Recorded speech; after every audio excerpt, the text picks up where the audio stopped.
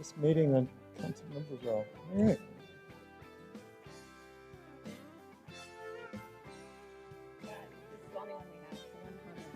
All right, so this, I would,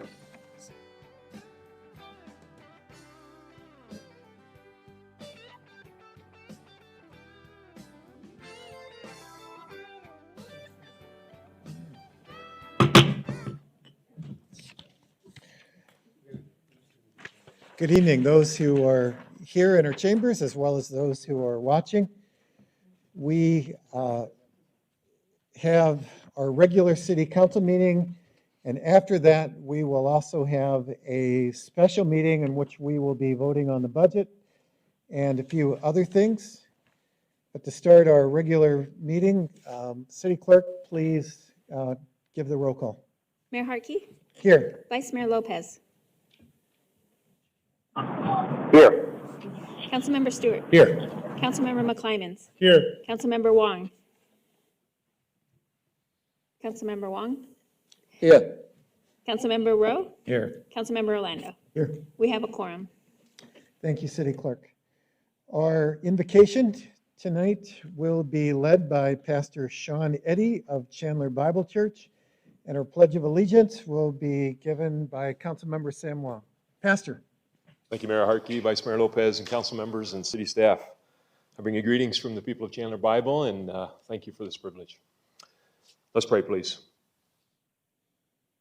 Almighty God, it is with a sense of awe and wonder that we bow before you in these moments. We thank you that you are the one who truly governs our affairs, the affairs of all men and women and nations.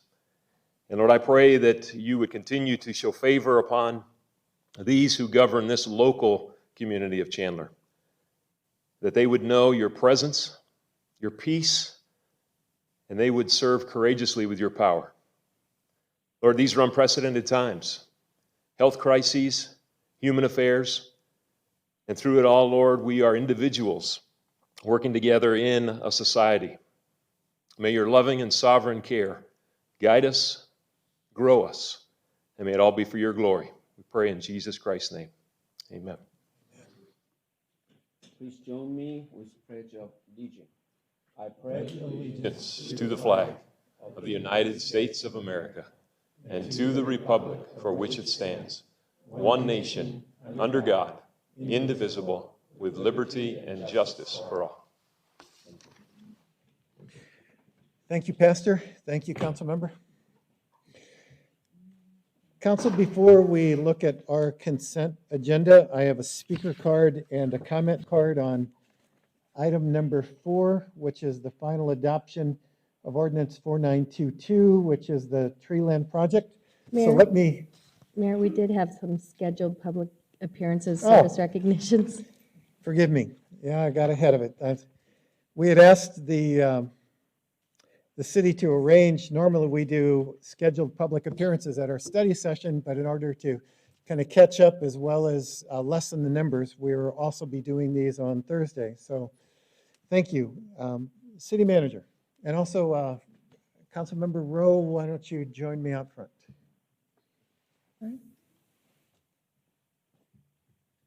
Mayor, Council, we have one service recognition tonight. It's in cultural development, so I'd ask Kim Moyers, our Cultural Development Director, to come forward and make the presentation.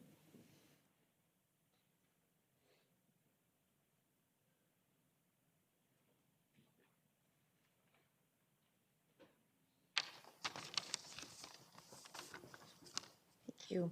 Mayor, Council, Bill was hired by the Art Center in June of 2000, joining Team Chandler from the Scottsdale Center for the Performing Arts. He is the center's lighting designer and has wowed audiences with his distinctive lighting of performances. Bill helped the center earn a reputation of being one of the best dance venues in the state and is a sought-after designer by numerous venues. Clients regularly comment positively on his talent and passion. He has stayed current in his craft and makes sure the center remains state-of-the-art with an extensive inventory of moving lights and fixtures. When he's not working events at the CCA, he is a regular contributor to our department with employee events like the annual pumpkin carving contest and the city employee appreciation picnic. Bill lives in Chandler with his wife Megan and 2 daughters that are here tonight, Piper and Tatum. Thank you, Bill, for all that you do to elevate the arts in Chandler.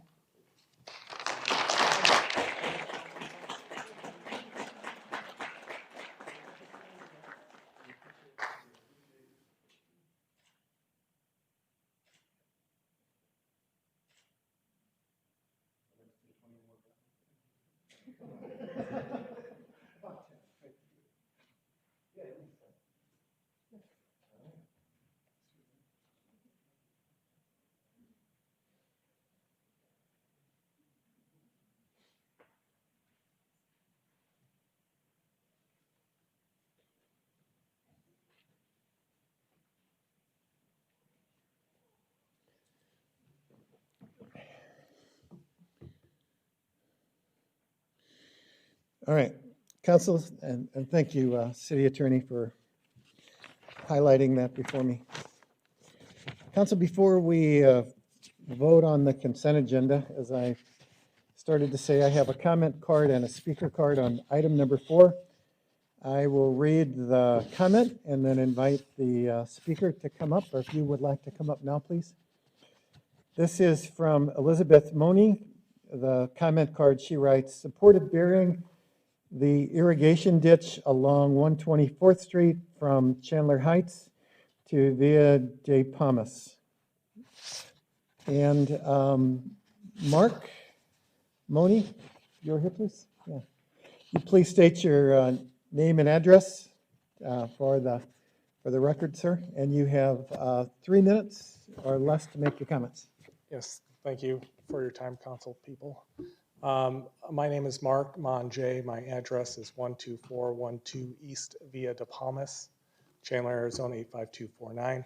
I just wanted to state for the record that I understand that there is a deferral for the road to being developed, but we would like to see that ditch be buried because there are certain liabilities with that ditch, and there is really nothing that should oppose that ditch to be buried and the piping to be underground.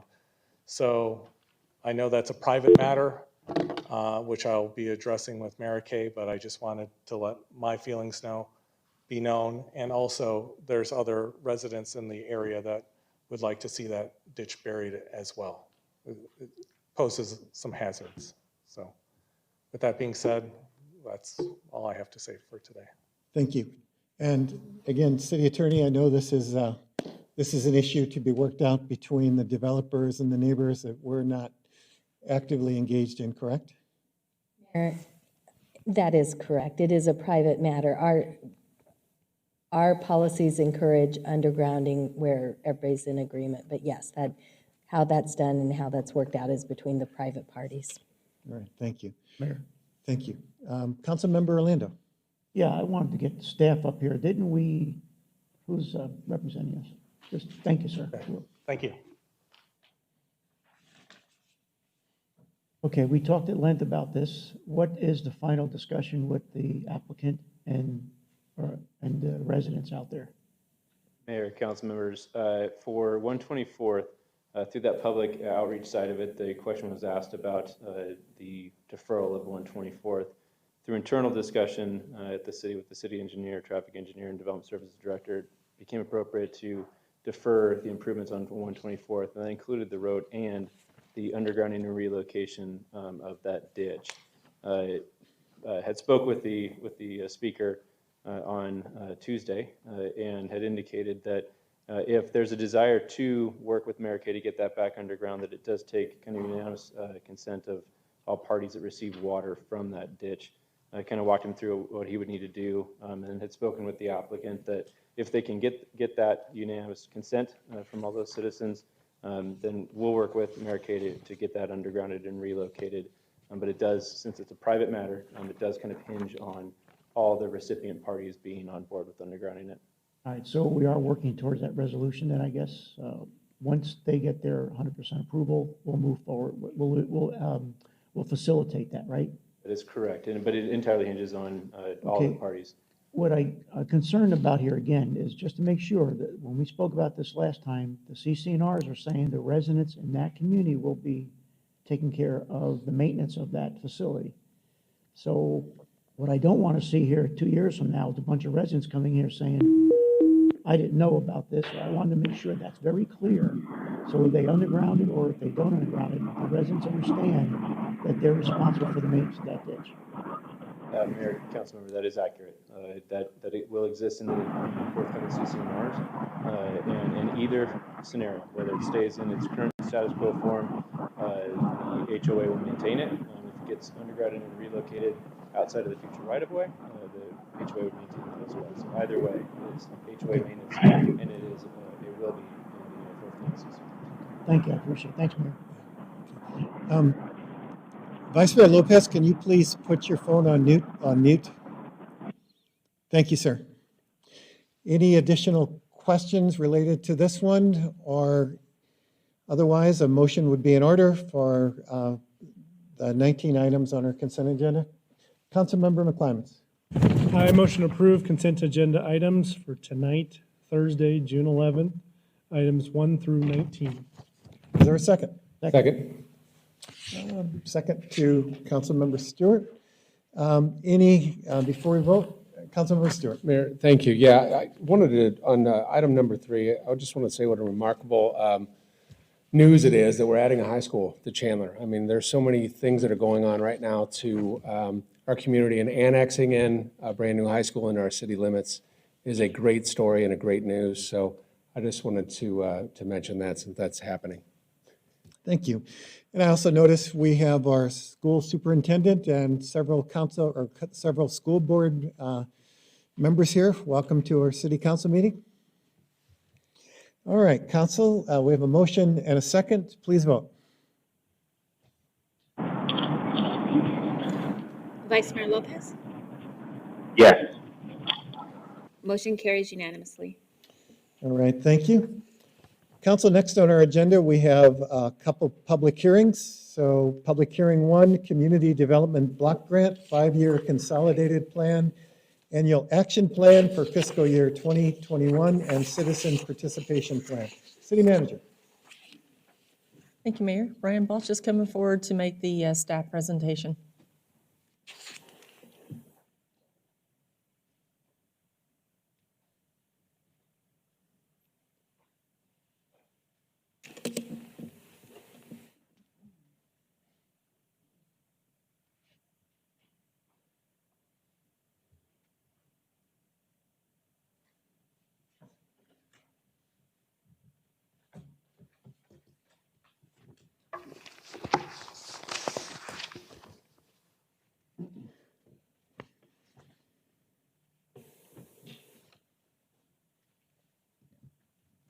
Give me, Mayor, I'm just waiting for it to appear.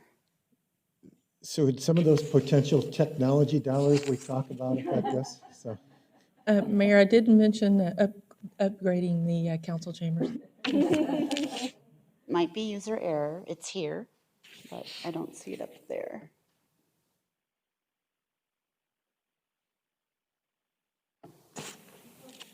Got it? There we go. Okay, thanks, Daniel. All right.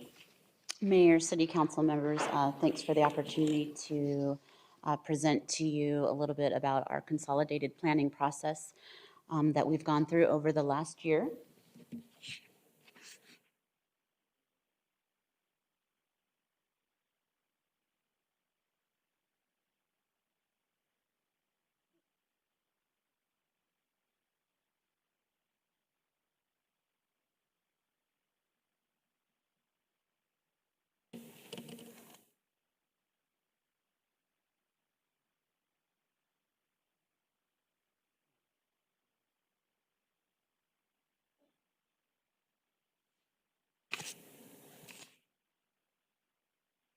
There we go.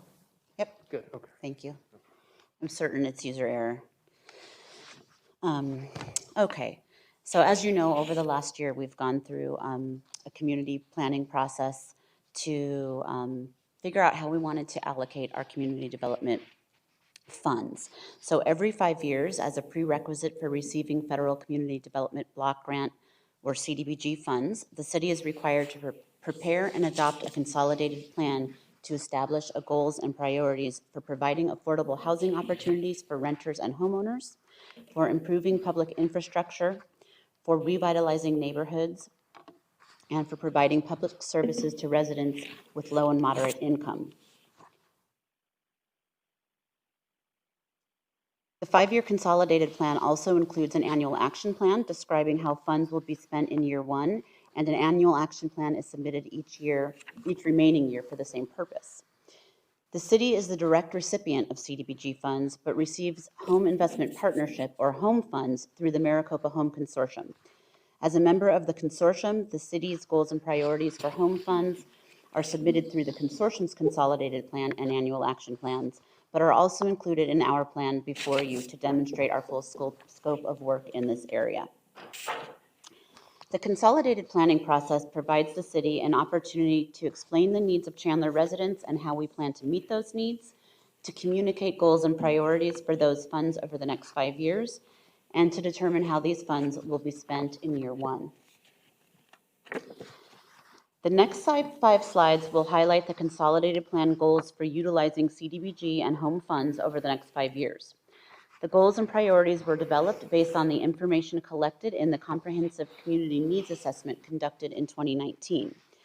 As you will recall, that process included consultation with numerous community leaders, service providers, students, and residents via one-on-one interviews, focus groups, public input sessions, and a community-wide survey.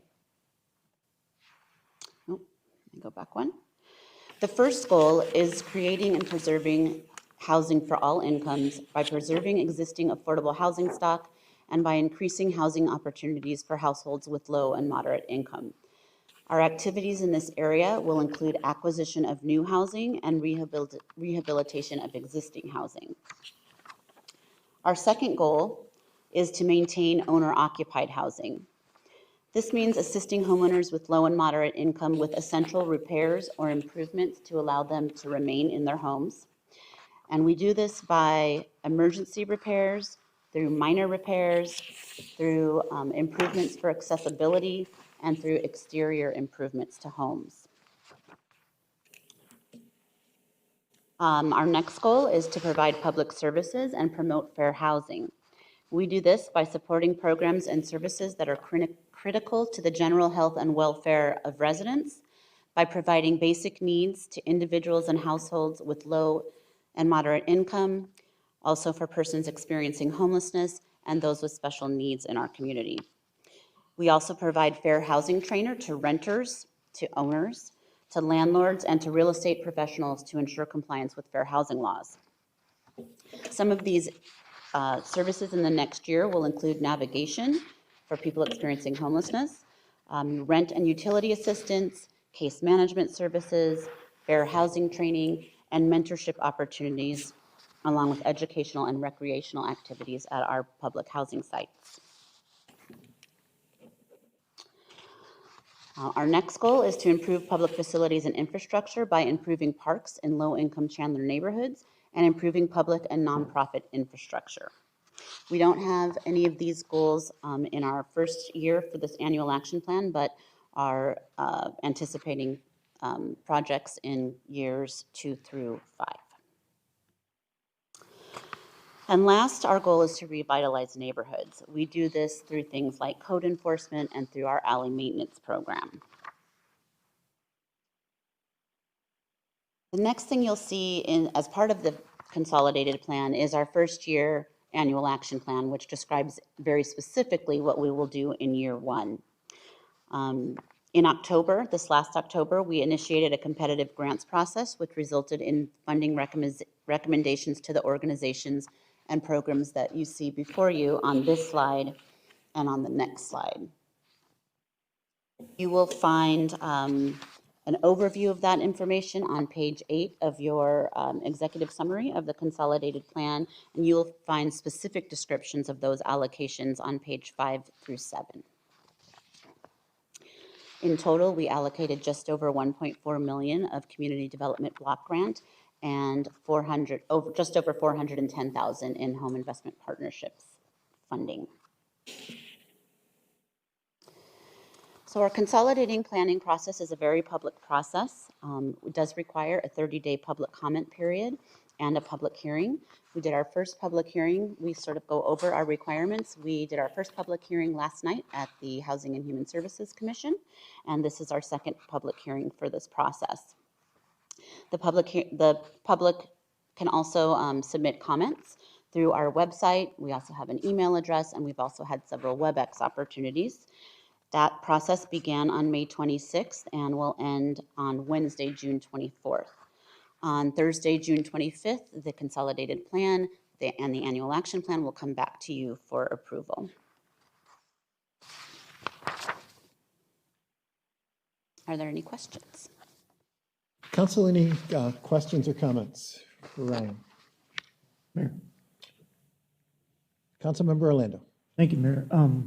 Great plan. So what's different from this year or this 5-year plan from our previous 5-year plan? Do you emphasize anything more now? So this plan was based on, you might remember that in 2019, we did a comprehensive community-wide needs assessment that hadn't been done previously since 2007. So this plan is specifically based on the feedback that we received during that process. You might remember that our highest needs in our community were for housing and for services for persons experiencing homelessness. So you will see that reflected in this plan. So, and also a question, what's the status of us looking at the, I guess, the multifamily issue where we're thinking of looking at additional properties that replace the inventory of somebody's older properties? Yeah. What's the status of that? So that's included in goal one, the housing for all incomes. So we anticipate that will take place through our RAD process, our redevelopment efforts. And so there aren't any specific activities slated in year one for that, but probably in years 2 through 5. So you'll be hearing more about that as we receive additional direction and go forward with the RAD process.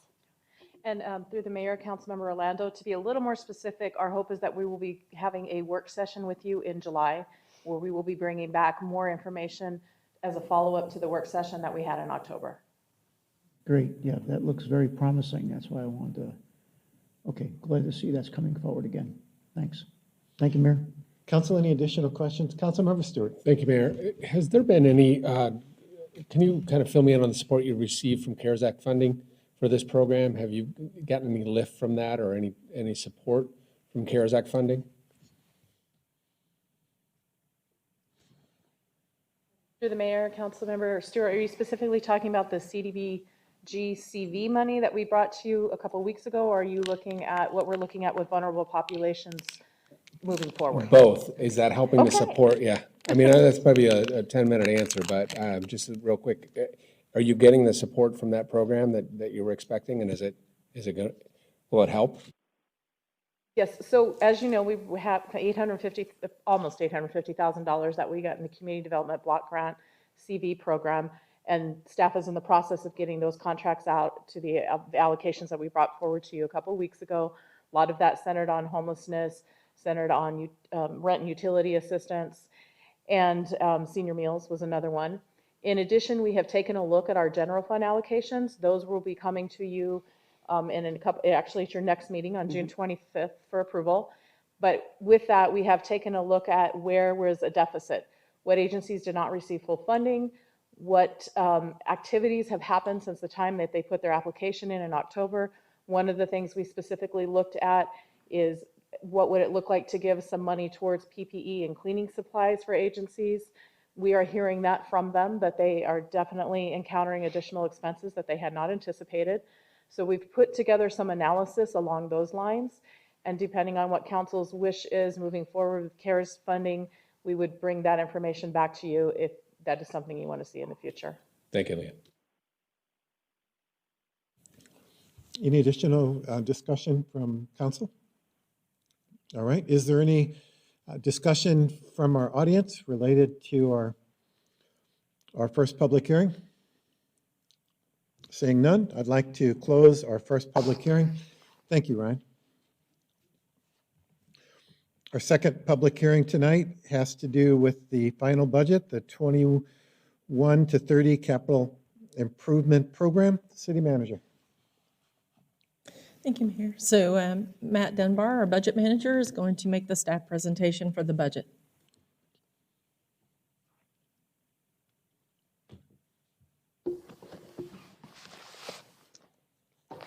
Good evening, Mayor and Council, and citizens of Chandler that are watching this evening. Grateful to be here tonight and to talk to you about the budget for the fiscal year 2020-21, also the CIP and the property tax levy. Looking back, this public hearing is a culmination of 9 months of a 9-month-long process. And as I considered that just now, I thought, you know, now I can tell my wife I understand what a pregnancy is like. At first, you start out excited and just thrilled to death, and then by the end, you're willing to do whatever just to get it out. So we like to present tonight 3 different areas for public comment prior to the council action. First is the 2020-21 budget, which council tentatively approved on May 28th. Second is the capital improvement program, the 10-year 2021 to 2030 capital improvement program, which council also tentatively approved on May 28th. And then third is the property tax levy for 2021, which the proposed tax rates have been discussed in several of our public meetings, and the tax levy is scheduled for adoption in 2 weeks on June 25th. This presentation is, again, a high-level overview, and it's intended to give citizens a broad view of the budget, the CIP, and the tax levy. However, more detailed information is available on our website at chandleraz.gov/budget. And additionally, some of the information will be a refresher of what we already shared during the tentative adoption meeting a couple of weeks ago. The budget theme this year was the Futures in Sight, and this theme reflects our past and current leaders' vision for the community, making it the innovation and technology hub of the Southwest. We demonstrate this fiscal vision through council's strategic goals and objectives, strong financial policies and capital improvement program development guidelines, and AAA bond ratings from all 3 bonding agencies on our GO bonds. Only a handful of municipalities in the nation which can claim such distinction. To make it official, the total proposed budget for fiscal year 2020-21 is $931,336,929. And this includes all funds, operating, capital, debt service, and contingencies and reserves. This amount is almost flat when compared to the current fiscal year 1920 adopted budget of just over $927 million, and includes the contingency appropriation of the $29.9 million in AZ CARES dollars that were recently announced for cities. You will recall that prior to the announced state grant, the budget was recommended to come in lower than the current fiscal year by about $26 million, or 2.8%. A lot of discussion went into what the COVID-19 revenue impacts would be during the budget review process this year. And so we want to give a brief update on what the current fiscal year impacts have been over the last couple of months. This chart shows our anticipated revenue losses for the current fiscal year starting in March and goes through May and compares that to actual revenue declines. We anticipated at the end of May to show about $7.5 million in reduced revenues of the $10.5 million total reductions we forecast. These reductions are in the revenue categories of local transaction privilege tax, or TPT, state shared revenues, vehicle license tax, building division fees, parks and recreation revenues, court fines, and franchise fees. And in those areas, we are in fact showing an impact of about $3.8 million for the last 3 months. And as we look at what the actual impacts have been thus far, we are starting to see indications from the data that our projections were on the conservative side. While we are not yet out of the woods by any means, ongoing impacts will continue to be monitored and discussed, especially the length of time the impacts to revenues from COVID-19 will continue. When we talk about revenues, here is our total revenues by category for all funds. And our total revenues are anticipated at $931 million. State law and sound financial policy requires us to have a balanced budget. We must have total revenues sufficient to equal our expenditures, and this chart reflects our major categories of revenue which support the budgeted expenditures. Our fund balance in maroon is about $407 million and incorporates current cash on hand that will be utilized for operations and projects in the current fiscal year. This would include funds generated in prior years, like impact fees already collected, bond proceeds from prior bond sales, the $29.9 million in Arizona CARES project dollars, general fund balance that we have applied to one-time projects. The next section in gray is our grants, which we just heard about some of them, and includes about 49 million. And they fund a number of public housing programs, capital projects, operating grants, and police, fire, and other departments. Next is our local taxes and license and fees of about 128 million in navy blue. That's our local transaction privilege tax. Our state shared revenues is next in the tan color and includes state shared sales tax, urban revenue sharing or state income tax, vehicle license tax, and highway user fees. The next section in green is our property tax and includes both the primary and secondary levies. In gold, you have your system development fees of about 20 million. And then in gray, other charges and receipts of 69 million, which includes things like user fees for recreation classes and the like. And finally, at the very top in blue is 135 million, represents our utility charges, which is generated from our water, wastewater, reclaimed solid waste, and airport enterprise funds. This next slide talks about our expenditures by category. Again, for a balanced budget, our revenues of 931 million meets our anticipated expenditure budget of 931 million. The expenditure budget incorporates both the annual operating budget and the first year of the capital improvement program, including capital carry forward appropriation, which is the planned project spending in the current fiscal year where the project is not yet complete and must be carried forward into the new year. To break that down, we have about 394 million in total operating costs. Those are reflected by department, starting at the top in the tan with general government and going all the way through the large green section, which is public works and utilities. Included in there, we did want to point out that we have an emphasis that's been placed on paying down the unfunded public safety pension liability, and a $15 million additional payment over and above the annual employer contribution is included in the non-departmental section represented in gold. Underneath public works, that green section is the skinny tan section, and that's our replacement funds, which total about 7 million for equipment, technology, and vehicles. And as you move forward into the gray, we have $132 million for contingencies and reserves for all funds reflected here, which also includes the 29.9 million AZ CARES grant appropriation. And while much of this funding will not be used, it does provide a resource for any unanticipated appropriation requirements and adds flexibility to the budget. Debt service next is shown in blue, and that represents about 60 million for our debt service in the next year. And finally, when you add that to the 346 million in total capital project expenditures, which is shown in maroon, which we'll be discussing here in detail in a minute, our total budgeted expenditures are $931 million. Again, while we saw this slide a couple of weeks ago, one notable change is that we did add appropriation of 29.9 million to allow for the AZ CARES grant funding to retain our flexibility on our contingency reserves. The rest of the highlights stayed the same and include items such as a slight reduction in property tax, no change to the TPT rate or water wastewater rates, and maintaining our strong reserves.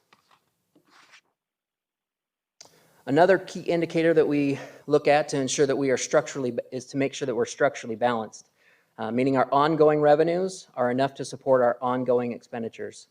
Our 5-year projection reflects a structurally balanced budget with ongoing expenditures not exceeding ongoing revenues in the out years.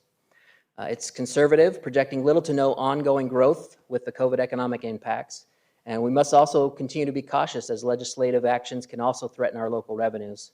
So managing future expenditure growth is vital.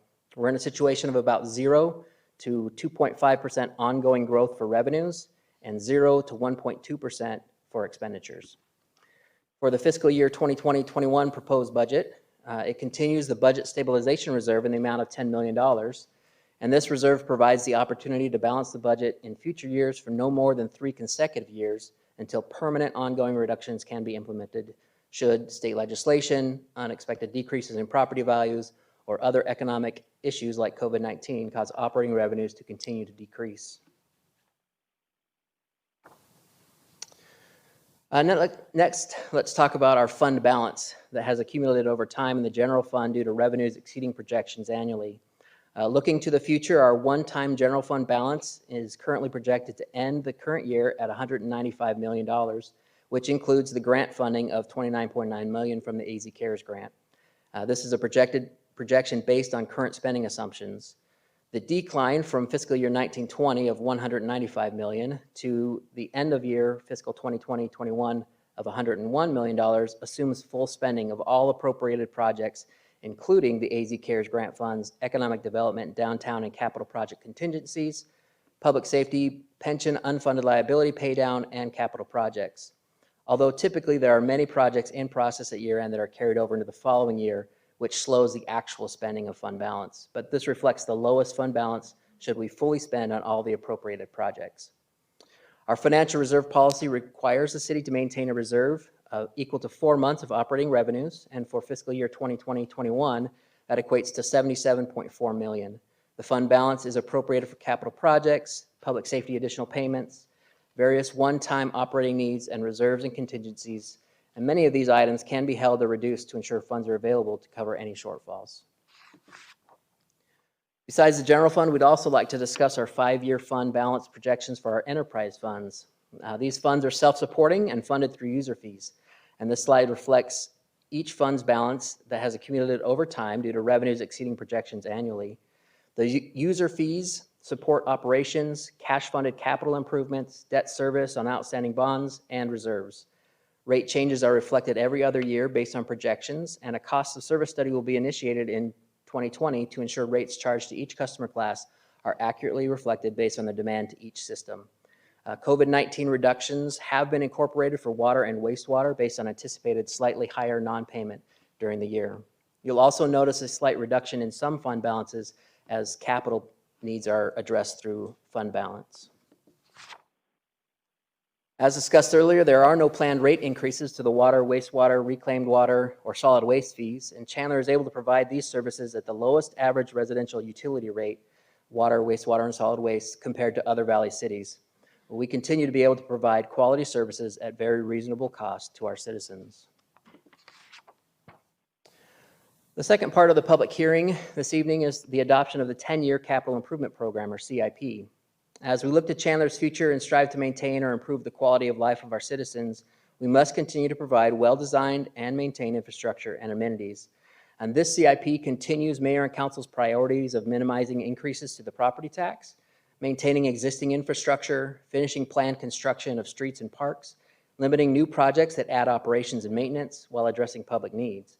The plan also puts a higher emphasis on maintaining aging streets, parks, and addressing on several facilities and equipment studies at our water and wastewater facilities. Additional maintenance of existing infrastructure was identified as a significant need, and those projects have also been added to the capital plan.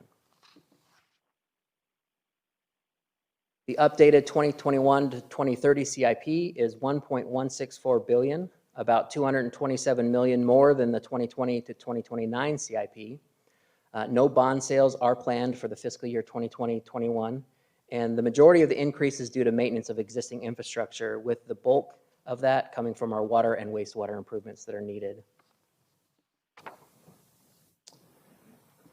The 10-year plan as a whole includes the focus on maintaining our existing infrastructure, which again is 70% of the increase to the CIP. The plan adds technology and communication updates and enhancements. New projects are to improve Alma School and Gilbert Roads, address regional park needs, move forward on the second phase of Veterans Memorial Park, as well as the first phase of Lantana Ranch Park, and included airport improvements. The 10-year capital plan does not project any increases to the secondary tax rate, but does capitalize on planned appreciation and new property growth. Although bond sales are anticipated during the 10-year plan, the estimated revenues from the property tax levy in future years is enough to cover the debt service needs for the needed debt funding. This takes a look at what's appropriated in the current fiscal year for CIP. While we do develop a 10-year CIP or a roadmap, only the first year is actually placed into the budget. The projections shown for years 2 through 10 are recalculated every year, and the projections could move forward. Items could be deferred or removed from the CIP depending on funding availability, reassessed needs, or other considerations. When looking at the proposed CIP budget for the new fiscal year, $345.8 million is included and made up of 3 components. First, we have new project funding of $150.9 million, In the middle there, you'll see the capital carry forward of $194.4 million. Those are projects that were begun in this fiscal year that won't be completed yet, and we'll need to reappropriate that under state law to the next fiscal year. And then finally, there's a small contingency and reserve of about $450,000. The total fiscal year 2020-21 proposed CIP is 2.9% or $9.9 million higher than the prior year, mainly due to new projects or projects moving up in the planned timeline. The fiscal year budget anticipates no bond sales during this next year. The third and final part of the public hearing tonight is the property tax levy. The council action for this item will be on June 25th. Chandler uses a primary property tax levy to help support the day-to-day operations of the city, such as public safety, parks, community, and neighborhood resources. The secondary property tax levy is used to pay the debt service requirements on bonds that were issued in prior years for projects like those we've just discussed as part of the CIP. Both the primary and secondary tax rates are based on a limited property value established by the Maricopa County Assessor's Office. This year's updated limited property values received from the Assessor's Office include new property added and shows changes in the market value of current properties. The fiscal year 2020-21 limited property values, shown in the yellow box, in Chandler are just over $3.243 billion and represent a 7.71% increase over the prior year. 4.5% of this increase is due to new property additions, and 3.2% is from existing property that's appreciated. As shown in the gray section at the bottom, the current year tax rate is 1.1281 per $100 of assessed valuation, and the proposed rate is a reduction to 1.1201, an overall reduction of 0.8 of a cent. Since most Chandler homeowners will see an increase in their property value next year, this decrease in the rate helps to offset the actual dollar increase in property tax paid to the city. When you combine the reduced rate with the increase in the limited property value, the result is an increase to the property tax levy of about $2.4 million, which is on the gray box, the third from on the right there. So what does the tax rate reduction mean for the median homeowner in Chandler? For the upcoming year, the assessor has set the limited value of the median valley home in Chandler at $203,538. With the reduced tax rate and the appreciation in value, the median homeowner will experience a slight increase of $10.86 annually, or about 90 cents per month for the Chandler portion of their property tax bill. Chandler has traditionally had one of the lowest property tax rates in the Phoenix metro area, and this chart shows the planned fiscal year 2020-21 combined property tax rates for 8 local cities. You can see from the chart whether the communities are planning to raise their tax, maintain their tax rates, or lower their tax rates. Many cities, including Chandler, have not had their final vote on the new tax rates, but these are the most up-to-date proposed rates that we have been provided. It's also important to note that the Chandler portion of the property tax bill is just about 10% of the total tax bill, depending on which school district you reside in. So just under 10 cents of every dollar in property tax a citizen would pay is actually designated for the city. The 2019 average annual residential cost comparison for direct services study conducted by the city of Tempe compares utility costs, sales tax, and property tax costs for a typical home, and Chandler was the second lowest at an average of $1,664 per year. When you combine our continued low rates for utility services with no planned increases in the next fiscal year, and the slight reduction of the property tax rate, we anticipate to remain among the lowest cost municipalities in the valley for direct services provided to our citizens. As we conclude the presentation this evening, we'd like to note that formulating the fiscal plan for each year comes with numerous challenges and opportunities, and this year added a new level of complexity. The economy had had its longest period of growth in history prior to COVID-19 financial losses, and with all the uncertainty, maintaining service levels and quality infrastructure in the most cost-effective way continues to be vital. As the budget is merely a spending plan, additional evaluations will take place during the year to evaluate any additional reductions should estimated revenues not come in as planned. Cost containment will continue to be a focus over the next year, but having the appropriation in the budget will allow us to be flexible should we start to see economic improvements, or should additional funding or grants be made available to assist us during these troubling times. Cost containment in the current year has allowed us to be at only 85% spending, which includes encumbrances, while 92% of the current fiscal year is concluded. With the current spending reduction measures in place, we anticipate overall department spending to be 10% less than the adjusted budget. We want to recognize that even in challenging times, Chandler continues to be a fantastic city in which to live, work, and play, and the budget allows us to fund in the new year the needed services our residents value. If anyone would like additional information about the budget or has questions on the budget process or information found therein, they can visit us at chandleraz.gov/budget or contact anyone in the budget office. And with that, Mayor, I'll return it to you for questions or comments. Thank you, Matt. Discussion with council.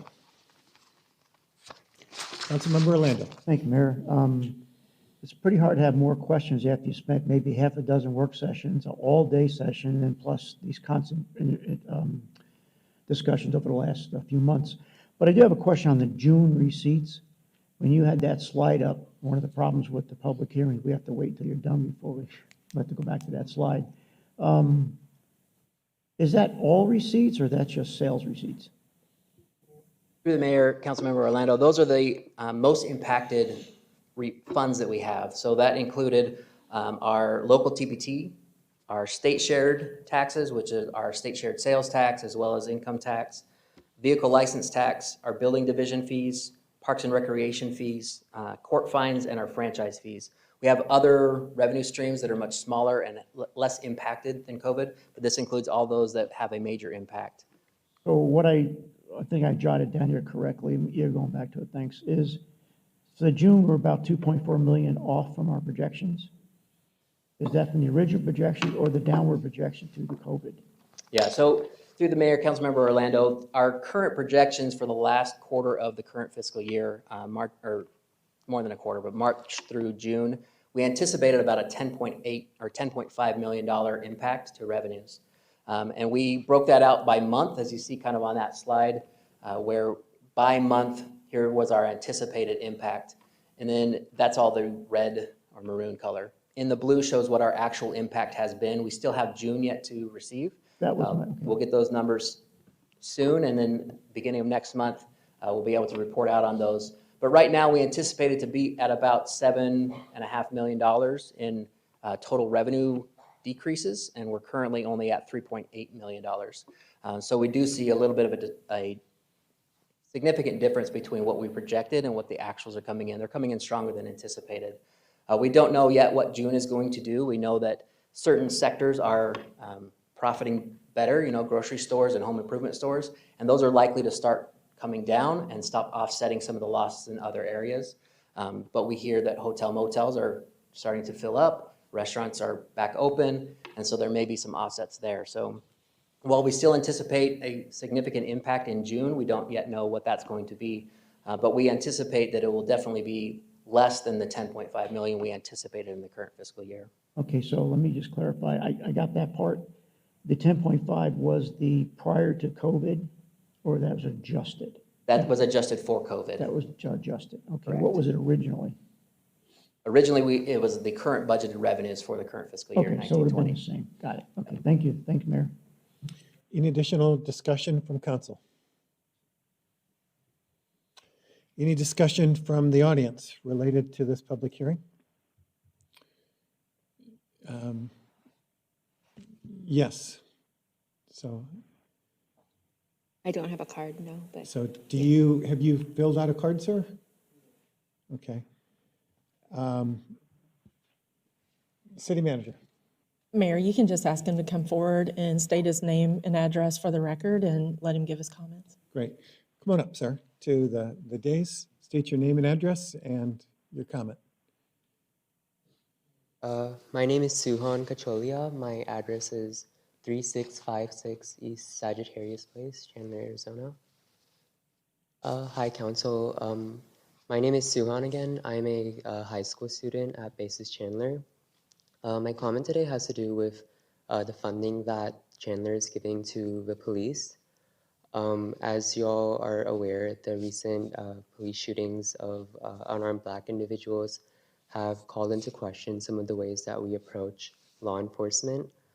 And I think that a way that Chandler can help be a leader in that movement is by, instead of using law enforcement as a first approach to many of like societal problems, including mental health. Chandler can invest more into services for those things. So we can invest more in mental health workers or social workers. The school I go to does not currently have a or a counselor, and many of the friends in public schools I know, it's like a really high ratio of students to each counselor.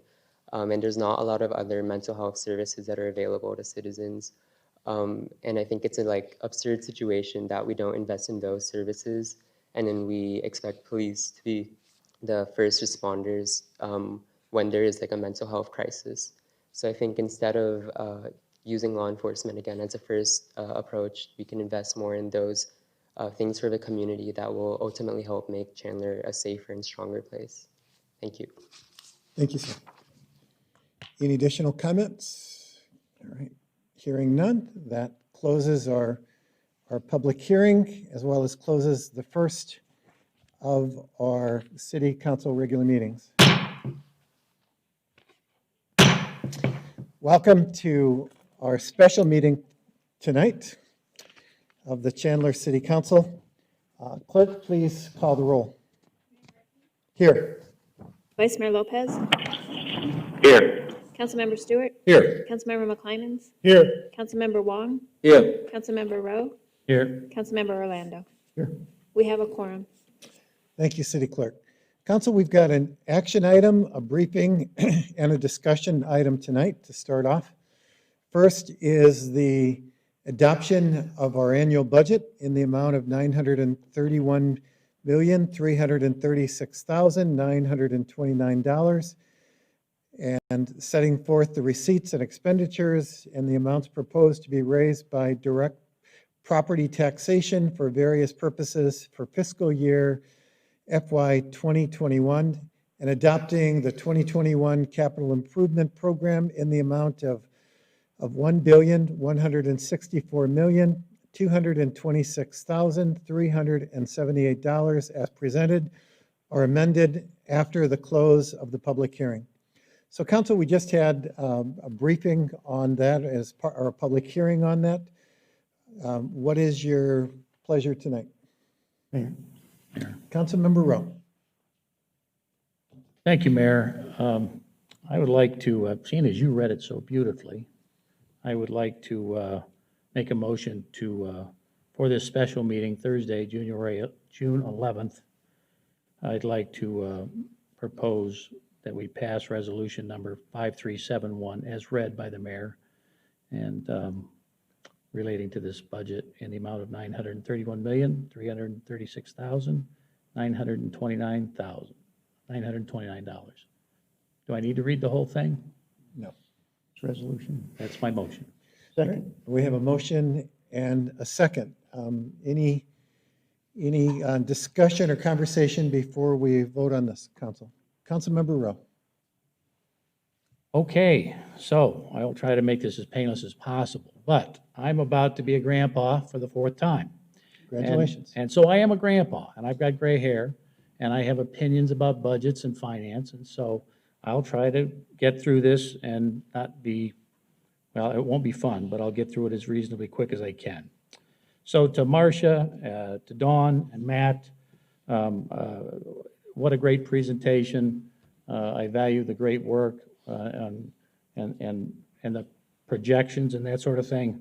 But I will share a few things, and it is relevant. So if I talk about the federal government, I know where this dais is, and I know where I'm sitting today. So nobody needs to remind me that this is Chandler and not the United States of America. It is, we are part of the U.S. But I will say a few things to consider, and we talked about being conservative as far as our budget going forward for the next year. And I will say right now, Los Angeles County has 58,000 people that are homeless. If you don't think some of those people are coming here, I think you're wrong. That will happen for the future. Currently, millions of people are unemployed due to COVID. Well, let's say that things are going to make a quick V. The economy goes down, the economy comes up, those people get their jobs back. and we all have our cafe lattes, that's terrific.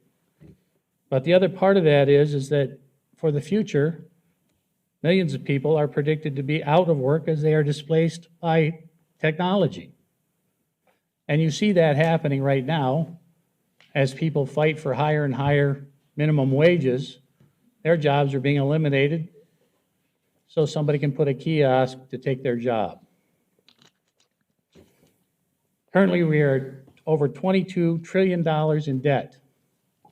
Now, if you don't know what trillions of dollars is, I guess most people don't. But it's an unfathomable number, and I'm guessing before it's due, we're going to add to that before this is over. The Federal Reserve and the federal government spending trillions of dollars printed for COVID. Finally, we have somebody to blame.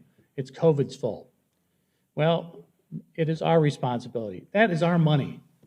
And it is wrecking the wealth of this country. Wall Street versus Main Street, they don't need to line up anymore. The Federal Reserve is buying some of those positions to try and maintain the stock market. People are buying stocks irrationally. Hertz is out of business, bankrupt, going Chapter 11. People out there spending millions to buy their stock. Why? Because they don't know what they're doing. I'm sure many people do, but a lot of people don't. Amtrak, the post office, Social Security, time and time again, the federal government has shown that it doesn't know, it's lost its way. It cannot manage our money. And I don't know, or I don't remember when any municipality has sent a resolution or read a resolution or telling the federal government that they need to get their act together. This is our finance. And we have a conservative budget, but we cannot insulate ourselves from what is happening in this world. So we can pretend it's not happening, and we can go about our business, which many of us are doing, and I'm doing it fabulously every day myself.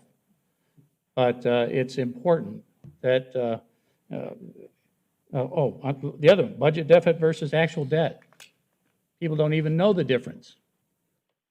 And so I'm quite frustrated with finance. I came to this city council and began my run in 2010 because of this. I'm proud of what Chandler does with its finance.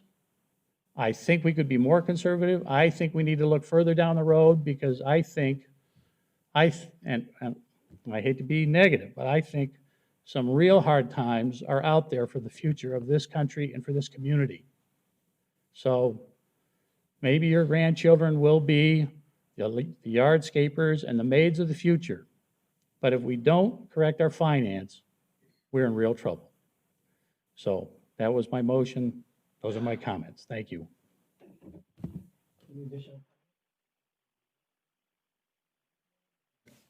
Thank you, Mayor. We deliver one of the lowest cost of service in the valley, and we're able to do so because we have the best employees. We run a lean city, 6.4 employees per 1,000 population, and we need to take care of those employees, and this budget does that for all our employees. I'm proud that it includes merit, and because we got to take care of our people as we weather this crisis. We're a city that's known for fiscal responsibility. We've lowered your tax rate again. We made cuts where we could. We have a reserve. But most importantly, this budget has flexibility, and I can't reiterate enough. On a monthly basis, city staff will be looking at all avenues to keep our expenditures to a minimum. And quarterly, it's still coming back to council for us to monitor further. I trust our city staff to make those tough, critical decisions. And I trust ourselves when it's going to come back that we'll be able to make those critical decisions. This budget allows us to thrive or survive whatever this COVID financial crisis throws at us. And so I support this budget. That's all I have to say. Additional comments from council? Councilmember Stewart? Thank you, Mayor. Thank you, Councilmember Rowe. Your You're absolutely right. There are some things that are going on as it relates to the finances at our federal level that are shocking. It's destroying the retirement that our parents and that we have put together through quantitative easing, and it's unfortunate. Maybe necessary, but it's unfortunate.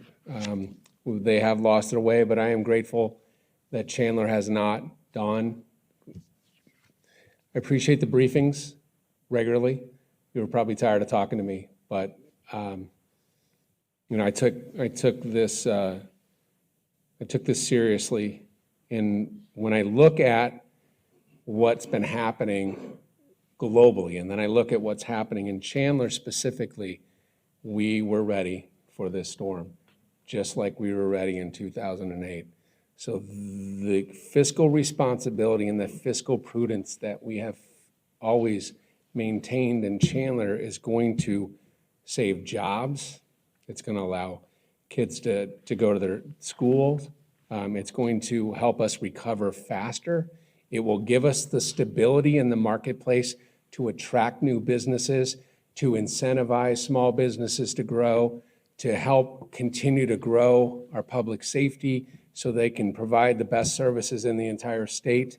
All of those things will happen because of these key points. And I voted no in this budget 3 weeks ago because I didn't have data. We've done COVID with data.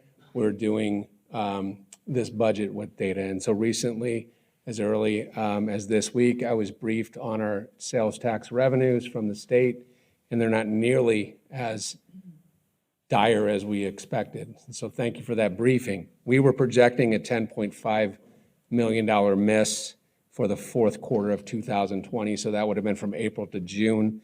We are tracking at about a 3.8 million with 2 of those 3 months in. So we may come, and the biggest month of that miss was in April, and we're already pulling out of that. We've got May, and then we've opened back up in June. We're seeing 83% traffic rate as early as this week. And so things are starting to tick back up.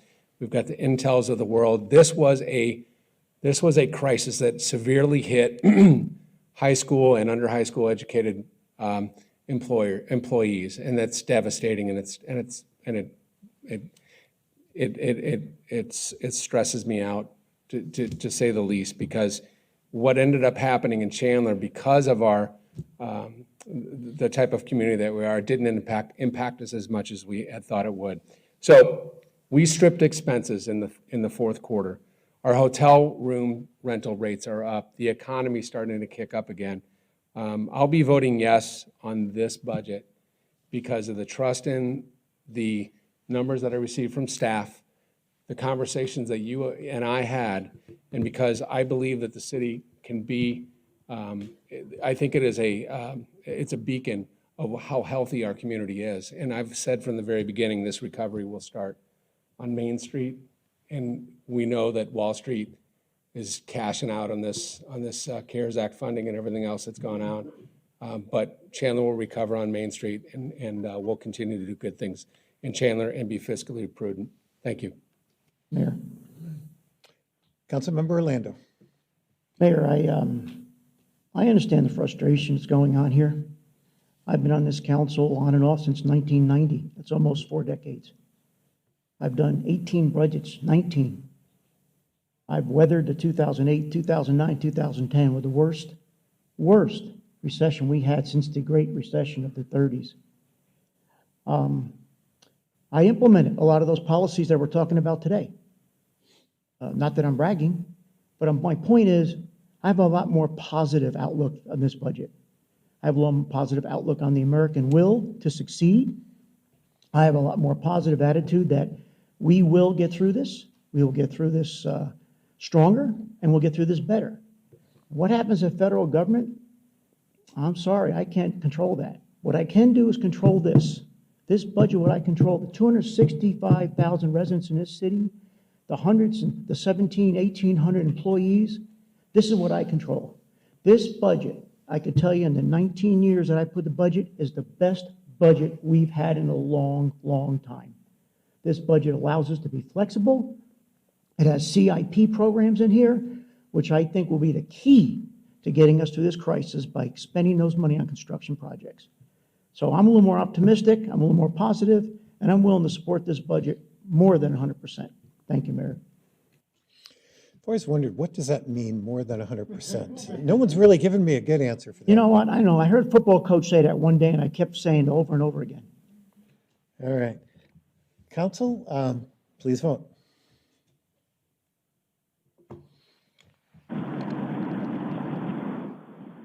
Vice Mayor Lopez? Yes. Motion carries unanimously. All right. Thank you, City Clerk. Next on our agenda tonight, we're getting there, is a briefing by Police Chief Sean Duggan regarding the City of Chandler community policing and public safety response. Chief Duggan.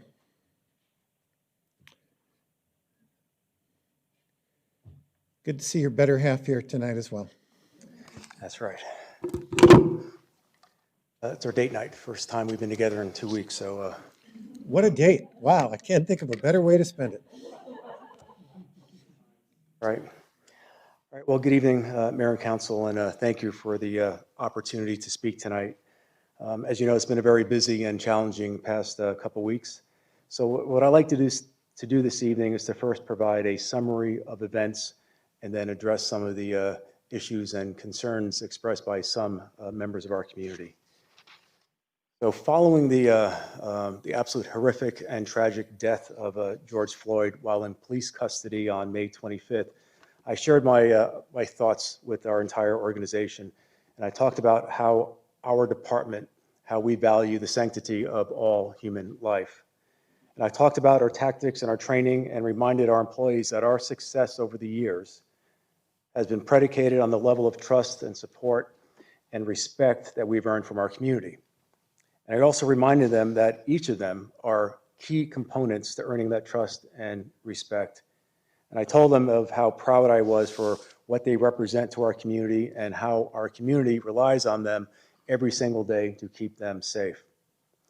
That was on May 28th, and obviously a lot has occurred since then. So what I'd like you to know and our community to know is how your police department responded to the national and local crisis in the most noble and professional way.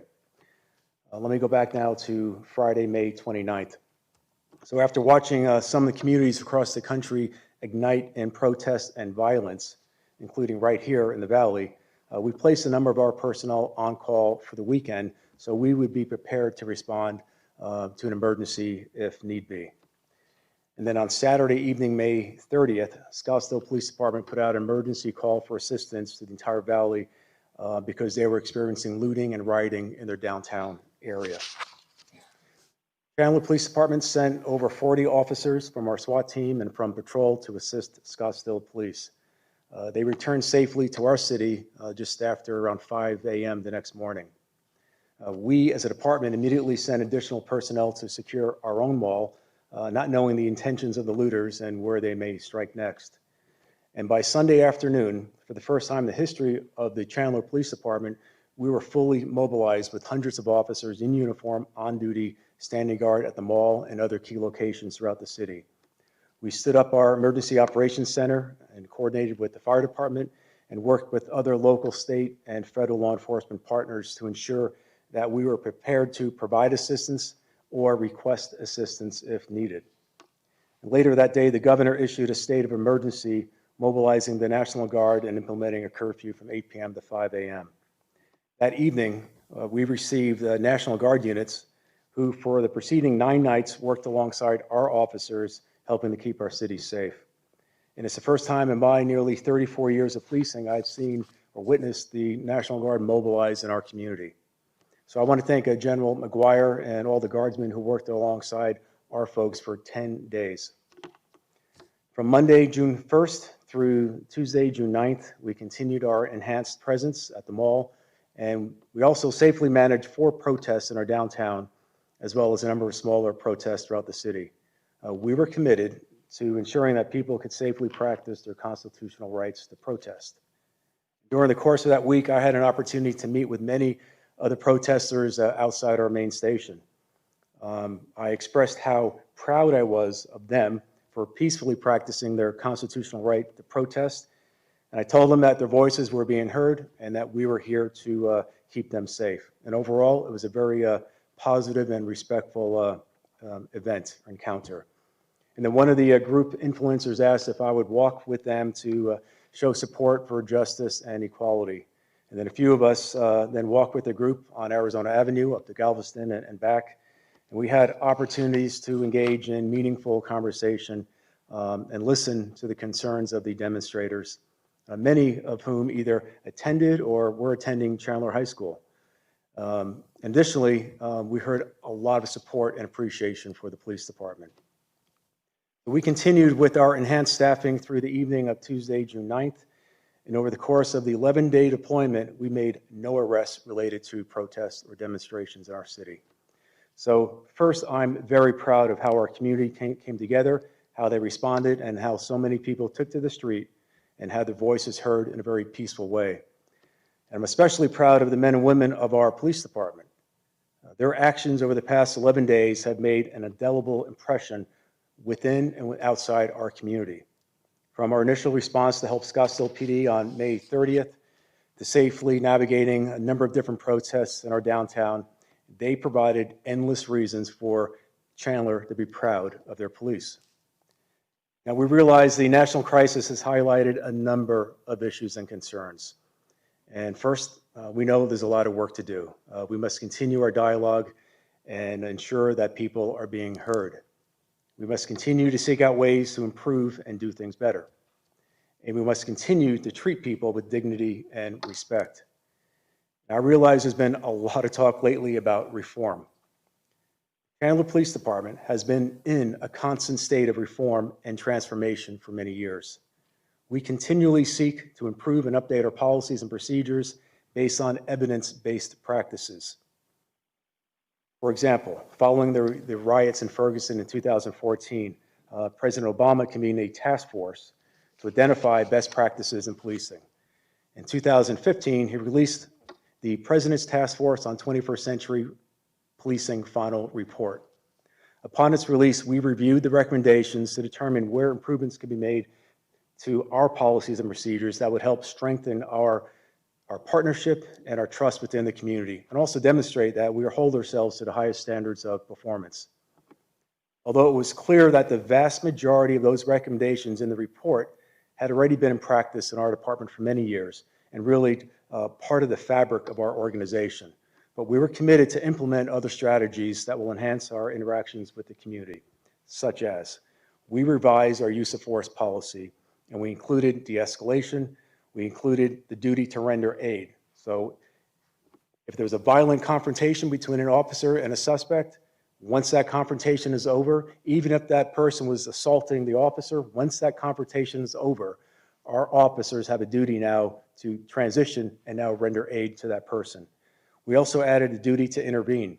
So if any officer is on scene and observes another officer act outside of policy or law, they have an obligation to go in and take corrective action.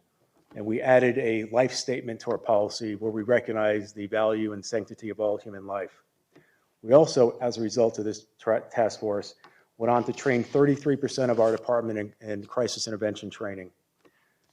We also then posted our policies and procedures online on our website for the public to view to promote transparency and understanding. We joined the Police Open Data Initiative, where we post our use of force statistics, our arrests and calls for service, and raw data on our website. Another recommendation that was discussed was to embrace a department's history. So we then developed a curriculum for newly hired officers examining the history of the Chandler Police Department and specifically lessons learned from the 1997 Immigration Roundup and the impact it had on community trust. The overwhelming majority of officers today in the Chandler Police Department were not present in 1997, but the overwhelming majority of families that were affected by this in 1997 are still here. So we want to make sure that our officers have an understanding of our history. And these are just a few of the task force recommendations, a few examples of the recommendations that we implemented. But the reality is we were already practicing many of the recommendations, including the implementation of a civilian review committee. And again, in fact, we've had this panel on Police Use of Force and Complaints Review Board for the past 20 years, and those members are appointed by the mayor and approved by members of council. And in 2016, we were invited to go to the White House as an example of a model agency where Assistant Chief Zadilla represented our department and spoke on how we reviewed and then subsequently implemented many of the task force recommendations. So that was a great point of pride for our department. In 2018, we added a policy requiring all officers to document anytime they point their gun at another person. And just this year, we expanded our body-worn camera program where we issued cameras now to all our patrol lieutenants, our gang unit detectives, our criminal apprehension unit detectives, and even members of our SWAT team. In addition to all that, we have been an accredited agency since 1996.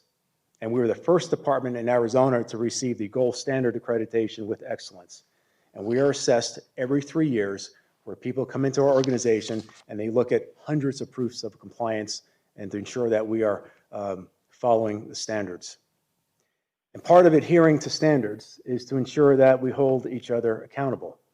And over the last 6 years, we have had officers make mistakes, as all human beings do. And many of those mistakes were, well, they were correctable through training or coaching. However, some of those mistakes were not. And we've initiated termination proceedings on 16 police officers, including supervisors, over the last 6 years. But when you look at the majority of complaints over the course of any given year, the majority of complaints are generated from within the organization. For example, last year we conducted 32 internal investigations on our employees. 5 of those were complaints generated from citizens. 27 of those complaints were generated internally by employees. Employees holding each other accountable.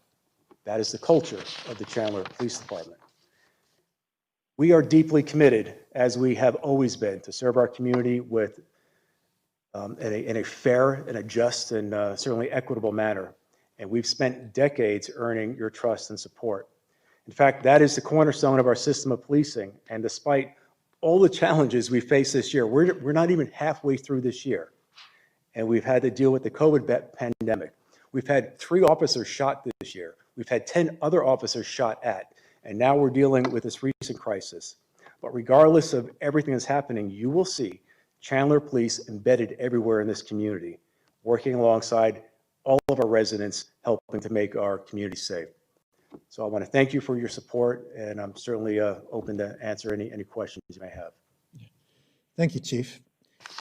You know, I'd like to say that I, myself, council and our staff have answered well over 300 emails related to police use of force. And I'm very proud of our police in Chandler. I'm very proud of our force. I've been asked multiple times the defund police question, and I think there is merit in addressing the issues that are being asked to be addressed, whether it's mental health, economic opportunity, but to me, these are apple and orange questions. So we run a highly professional and lean police force, and I'm extremely proud of all of those who wear the shield in Chandler.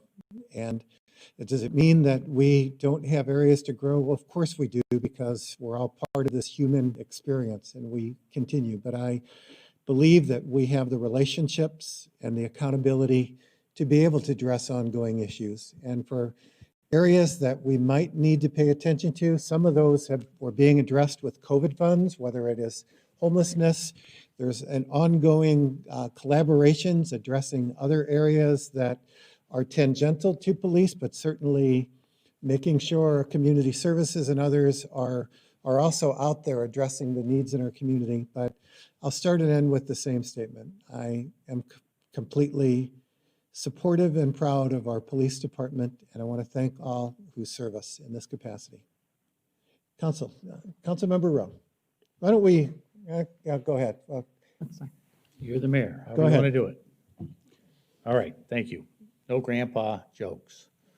Okay, Chief, thank you so much. Thank you to all of your folks that are out there working 24 hours a day, 7 days a week. To Chief Dwiggins, the same to you and your people. This is 20, this year has been, I mean, if you thought you were busy before, 2020 has been an incredible year, and if anybody doesn't really see or appreciate public safety this year, I don't know what you're looking at. You guys did a great job, and thank you for cooler heads prevailed, and we have a great relationship with our community, and largely due to your efforts. Thank you. Thanks, Mayor. Chief, thank you for coming here tonight. I appreciate, as in the military, we're a humble group of individuals. We don't brag about our jobs. We just do the job to get it done. And that's what I'm hearing tonight. One of the things I'm trying to educate the citizens for the last couple of weeks is what makes us different. We're tending to, in my mind, broad brush all police activities, all military activities, because it was introduced into our vernacular. But we just go do our job, and we ensure we're trained properly. We ensure that we have the right policy and procedures. And in fact, that's one of the questions I asked your law enforcement officers about the self-policing. That was a big issue to me. Are you guys tagging each other out and saying, hey, take a break, this is getting out of control, go calm down, or there's an issue with an officer? And they were very forthright. Your rank and file said, yes, sir, we do that. We're trained to do that. So, and we get chastised if we don't do that. So that's a credit to our culture. Again, it's been a 20-year culture. Okay, I'm sorry, one more time. I was here with the roundup. It was one of those black mark in Chandler's history. I sat in this seat and I felt terrible.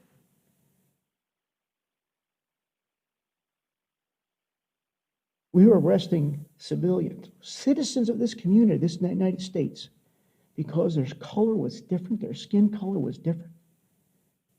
We did a report on that, as you might remember, Chief. It was a 3.5 volume report of what went right and what went wrong. There's a lot of what went wrong. But you know what? The police chiefs before you took that report and other subsequents in that, and they made it into a culture.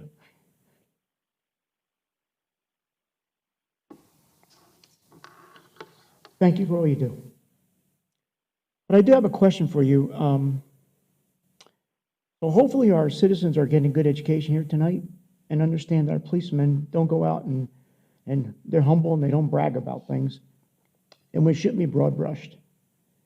But I do have a question for you on SROs. That's been coming up lately too. And I'm a little concerned about that discussion point because, again, I have a different view of SROs as growing up in Newark, New Jersey, which is a pretty tough community, and the high schools there. And I'm wondering, can you elaborate a little bit on SROs, the type of training? Is that culture embedded in the SROs as well? Well, they're Chandler police officers, so they reflect the same culture, and the expectations and accountability are the same. But they actually have a higher level because they're dealing with our youth. So we have a outstanding partnership with our school districts, and we wouldn't have SROs unless we were invited to be there. So that's where it starts. And my professional opinion, my personal opinion, having kids that have gone through the school systems, is that the SROs they have an opportunity to model that level of professionalism and that compassion and empathy. They are on scene primarily to take law enforcement action if there's some type of emergency, but they wear many hats. They're coaches. They chair clubs. They're part of the institution of the school, and they're there identifying and modeling what it's like to be a good civic citizen. So they're outstanding role models for our kids. And any opportunity to have dialogue and communication and see an officer in an atmosphere where it's just communication and there's not a particular threat, that's certainly something that's worth its weight in gold. So any opportunity we have to interact with our youth is critically important, and SROs allow us to do that on a grand scale. So based upon your culture, if that SRO officer was not fulfilling the same high standard you set, would that person be replaced? Without a doubt, and in fact, that has happened in prior times. We have removed SROs based on the relationship and conversation with the particular schools. So yes, we have done that. It's infrequent, but yes, that is certainly part of our culture. Thank you, Mayor. We have, first of all, well, I heard why you are the chief of the year. Okay, I'm so glad about what I have been heard today and about your presentation. For the past 2 weeks, we have seen many horrible things happen, but at the same time, we also see the police and the peaceful protests. We have positive and negative things happen. So I was so worried what will happen in Chandler, although I do have confidence that everything will be okay. But again, I'm still worried about that. And so I just want to comment that our police force has do a wonderful job. I couldn't be more proud of you and our police officer. I'm especially impressed about what you are talking about the intervention. Intervene, I'm sorry, yeah, the intervene. That 8 minutes, 46 seconds is a horrible footage for everybody to see. But that could be prevented if any officer, if any one of the three other officers intervene. That could be prevented. So when you mention this one, I want to say thank you that we think about this. And also when you're saying we are constantly reforms and improve, I think that's the spiritual. That is not saying that our police is not doing a good job. No, just the opposite. And that kind of spiritual we want to keep going on. Yeah. So again, thank you very much from my bottom. Thank you. Councilmember McClevins. We're going this way. Okay, we'll do it that way.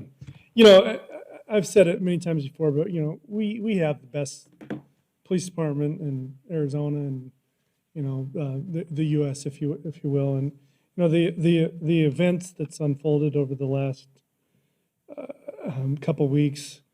You know, something became clear to me that you know if we don't learn from this, if we don't use this as a moment of reflection and growth, then we've wasted a real opportunity. What does that opportunity look like for Chandler? I don't know. There's so many nuances in this. Yeah, Councilmember Orlando, you know, said we can't paint everything with a broad stroke. Police departments across the country are ran differently, and you know, I've spent a lot of time with you over the last week doing due diligence to answer these questions from our constituents. But I don't know where those nuances for change or if anything is warranted because we do have a special police department. One thing I did want to highlight though that I think we need to make more light of is that special review board. What's the name of the board again? Citizens Panel on Use of Force and Complaints. How many other boards exist like that in Arizona? Not aware of any board that exists like ours. Yeah, I think that's really special. I think we'll see more. Yes. Thank you. Thank you for your service.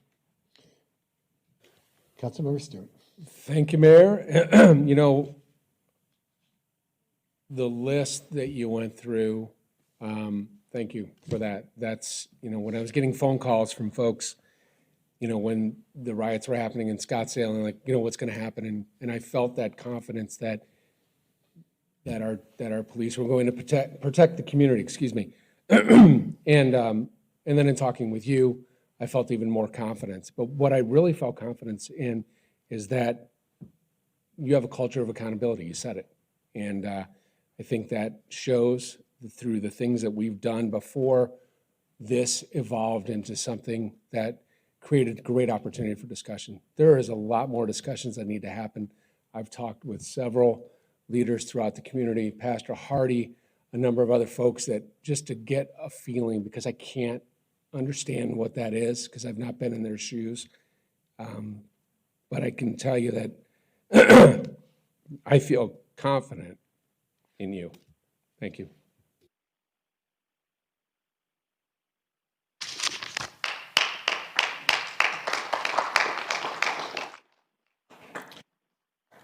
Enjoy the rest of your date night. Next on our agenda, council, is we have a discussion. And I'd like to read a couple things and then turn this over to Councilmember Stewart. Purpose of this part of our action is to preserve the City Council's policy, making authority to open and close facilities while giving the city manager the direction and flexibility to administer the remaining portions of the city's return to service plan in accordance with the state and national guidelines. So we've made some necessary policy decisions through this pandemic. In March, we made the decision to close certain city facilities to help slow the spread of COVID-19. In April, we reviewed the city's return to service plans, gave the city manager direction to implement this plan, as well as to open certain park and recreational amenities. The first two phases of the plan have already been implemented, and we've made policy decisions throughout the city's response to COVID-19 and followed state and federal guidelines and guidance in this process. We have more decisions to make in the future regarding the opening of the Chandler Center for the Arts and the Senior Center. Council, we made the decision to open athletic fields for our community to use, but when the state issued guidance on the return of youth sport activities and the city received a rental request from youth sport organization, we held another work session last week to discuss how our fields could be used. Once we have made this policy decision to opening something, we want to give staff the ability to implement that decision and be nimble in their response. So I want to, Councilmember Stewart, this is your discussion piece, and then we'll kind of do a conversation through. But Councilmember Stewart. Yeah, thank you, Mayor. There's multiple parts to this, and I think, one of the things that I'm hoping to get a little briefing on from our fire chief is kind of what's going on with COVID in the community as it relates to opening up. I think what we had was a situation where we had put together a really good return to service plan back in April with significant direction from mayor and council on how to manage that.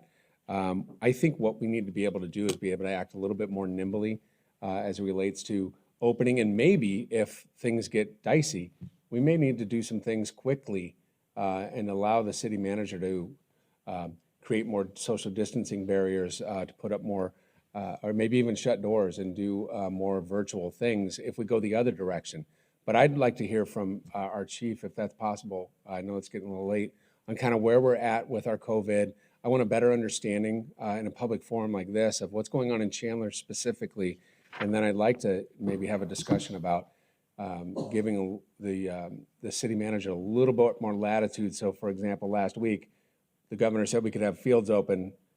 We still had this policy where we needed to meet first to be able to do that. I wish we would have been able to just allow those kids to play. So, but things have changed, just like when this started.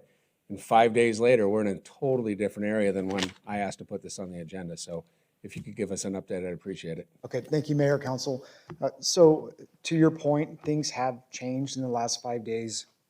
And in fact, Maricopa Public Health held a press conference yesterday and said that 27% of all COVID-19 cases in Maricopa County have occurred in the last 7 days. And so we've seen a dramatic spike in our numbers.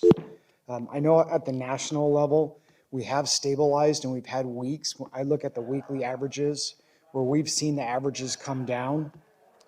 But from the state perspective, the county perspective, and really all counties within the state of Arizona, the city of Chandler, and then our zip codes, each one, we have seen increases, especially within the last 2 weeks. 2 weeks ago, we saw our first weekly increase of 30%, and we're on track right now for about 27% for this week. There's a lot of information out there, and there's a lot of people that think that the increases are due to the testing. So we did look at the testing. I had my staff put something together. The week of the 10th of May, we had 45,249 PCR tests, and we had a positive rate of 5%. That was our high water mark for PCR tests in 1 week. I can tell you that the week of May 24th, we had 42,649 PCR tests, and we went up to 9%. Last week, we had 43,764 PCR tests, and we were at 12%. And right now, we're tracking at 13%. And so We have increased testing. The blitz testing that started back in May has been extended.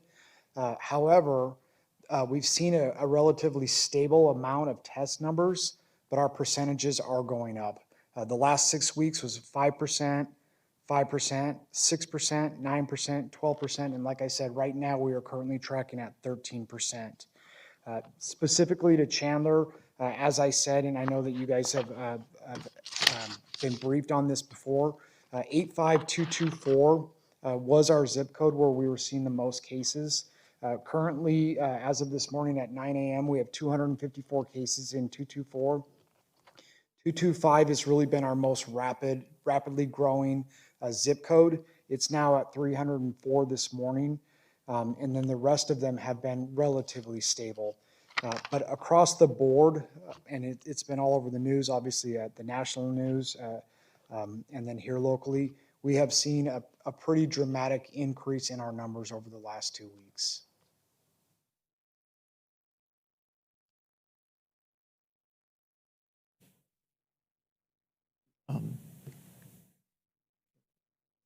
Got a question? I just want Just before I open this. Well, I just wanted to. Thank you. I kind of wanted to discuss this a little bit more as it relates to the opening and closing of the city, right? So we're seeing numbers track up, we're seeing the percentages track up.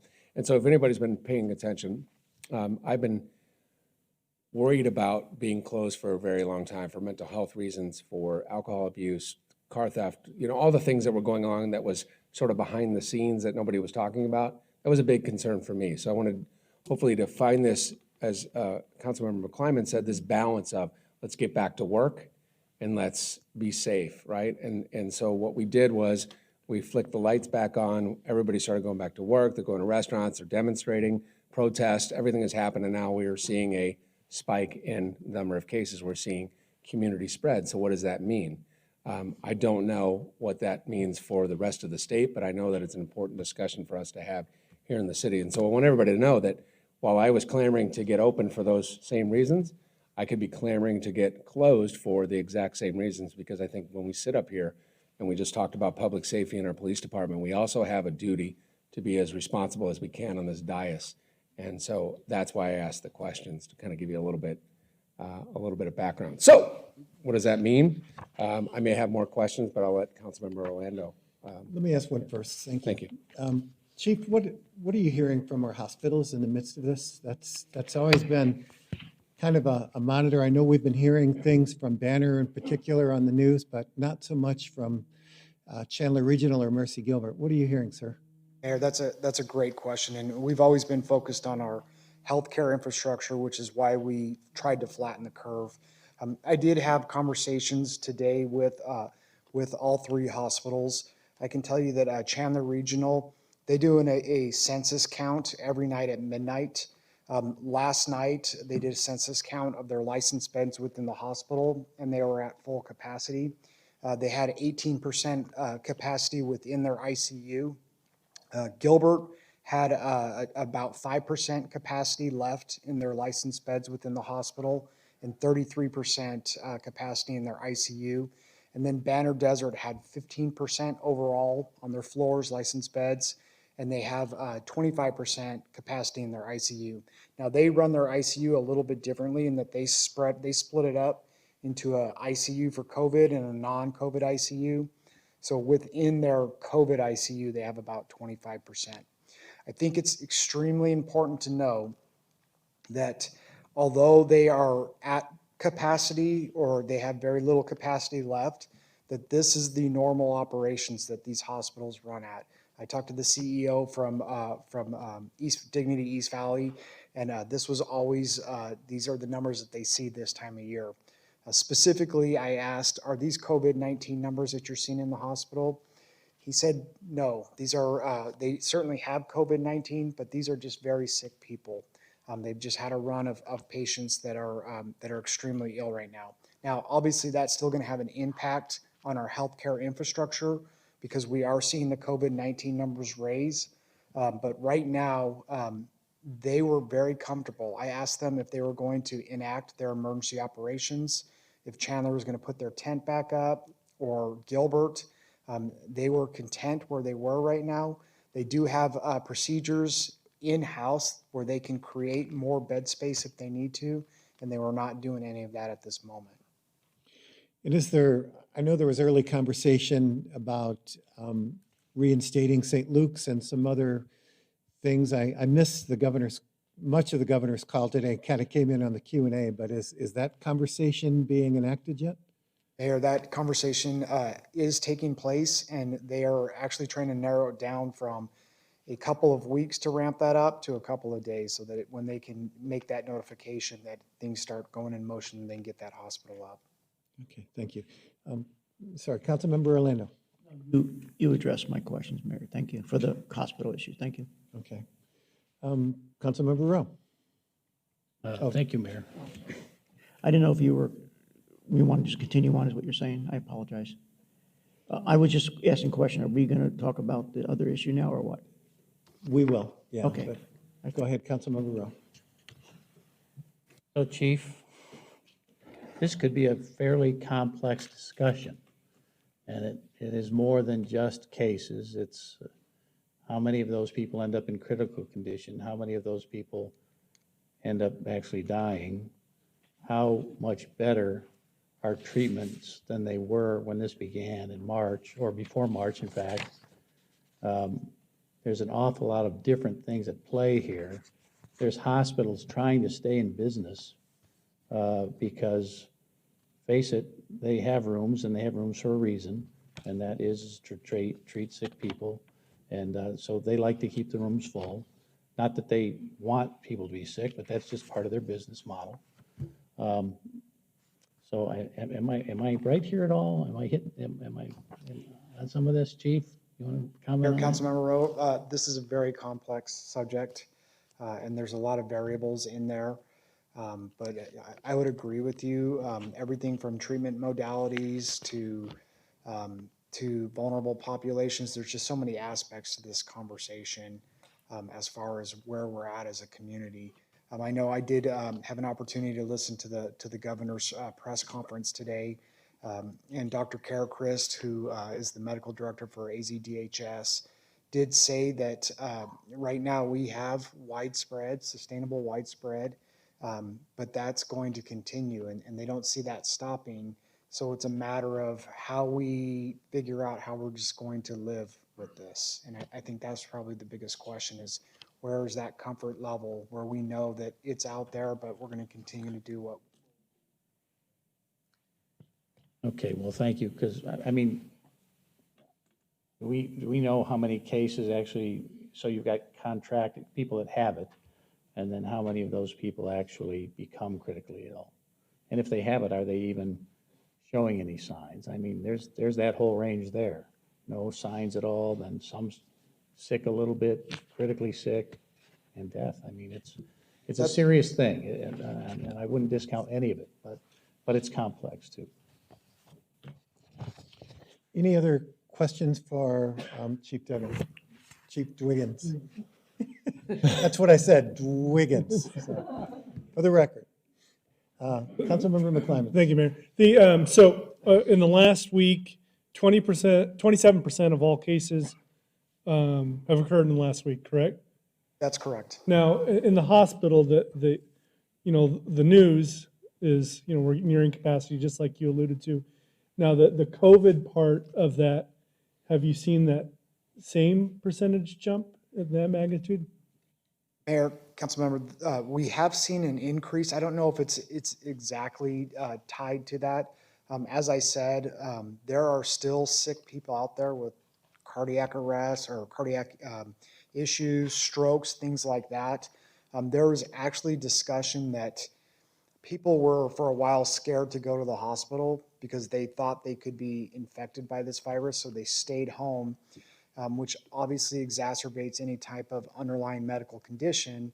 Now these people are showing up and they're very sick, and so they're being admitted to the floors or potentially the ICUs.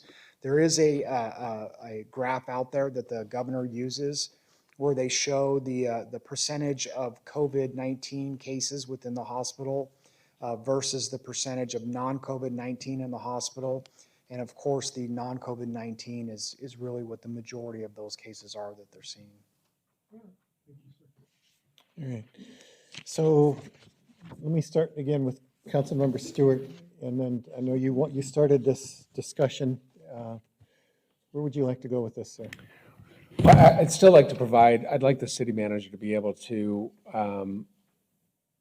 move quickly as it relates to the governor's direction. So one of the things that we did as it relates to shutting down is we were forced to shut down based on what the governor shared with us and told us that we need to shut down. But then we had some other things that were in our control that we could open up and we could shut down based on our own. And I'd like to be able to move a little bit more nimble on some of those things based on what the governor's direction is. I'd like for us to use the state data, not necessarily the federal data, but the state data, because it's more specific as it relates to us making those decisions and allowing the city manager to do that with conversations with you, since we are still under the emergency order, so that we move quicker. That even means for opening up, right? So we don't have those delays. So I know at this point, we really have two things left that can be opened. True. And we'll see if there is another direction going the other way. But so your discussion pieces, you would like us to move more aligned with the governor and not be a lagger either in either direction. Is that correct? That's correct. Okay. Let me go this way. I'm going back. Anything to add to that, Councilmember? Were we perfect throughout the process? No. But I think we're about as nimble as we could get. Do I trust the city manager to make those decisions? Yeah, but you're kind of like opening up like a blanket statement for the unknown. And so, I mean, that would be my only level of discomfort, because I don't know what's next. I think the unknown is, as Councilmember Stewart, his premise was to tie that to the governor's actions. So it's not, I doubt if the city manager is going to go rogue on us and under disguise. So I mean, there's not much left to open, but yeah, I could get on board with Councilmember Stewart. I just want to make one point of clarification. The fact that we had to wait 5 days to open something up, the governor said we had to open up, was very concerning for me. I just want to make sure that that doesn't happen again. So the governor said that we could open up, not have to open up. Good distinction I want to make there. So, Mayor, city manager. I apologize for interjecting here, but I know I've had a number of conversations with Councilmember Stewart. I just kind of want to go back to, council has the full authority to open and close buildings. I think what Councilmember Stewart and I, at least, and you can obviously correct me if I'm wrong, is that once council has said, open up a library, for example, I need some flexibility that I don't have to come back to council to say we're going to open up from 10 to 3 or 10 to 4 or whatever. It's that flexibility, I think, that is some of what we had discussed, Councilmember Stewart. And to your point, there are only 2 facilities left. Those definitely would have to come back for council action, because that is council's role in terms of opening those facilities. But I think it's that piece about once it is open, that there's some flexibility in there that, depending on staffing and those sort of things, that we can make some additional decisions beyond that that are more administrative or operational. Correct me if I'm completely off base, Councilmember Stewart. No, we can add that to it, but no, that is exactly what I'm getting at. But I'm just saying we had to wait. We had our neighborhood had to wait, or we had families that had to wait, and because we had to all meet. And that's was the frustrating thing for me, which is why this on the dais. I don't want to spend more time talking about this than we talked about what Chief Duggan and Chief Dwiggins were talking about as it relates to the important factors. This is just, we need to be careful to not overstep our bounds when the governor says we can open things up. Okay. We need to be able to do that. Councilmember Huang. I think probably you all know I have been a strong proponent to open everything.